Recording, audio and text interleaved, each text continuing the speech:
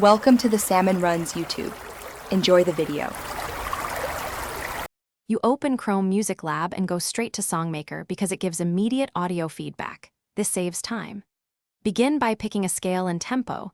These frame your melody and mood. Next, choose an instrument or drum kit so you hear timbre as you compose. Then set length and measures. Shorter loops let you iterate faster. Finally, place a simple motif or chord on the grid to establish the hook. This creates a backbone you can build around. Now you develop the core parts. Lay a clear melody on top of your chord pattern so the tune stands out. Once done, create harmony or a simple counter melody to support it. Keep it sparse so the main line remains clear.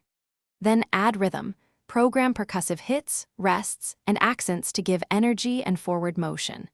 Make variations by duplicating sections and transposing or changing velocities. This prevents monotony while staying within your chosen scale and tempo. You finish by arranging sections, intro, build, peak, and outro, so the song has direction and release. Then balance levels and dynamics, make small tempo or velocity tweaks to improve feel, and preview the full loop several times to spot awkward transitions. When satisfied, export as WAV or MP3, or record the audio via system capture. If playback is choppy, check Browser tab, CPU use, and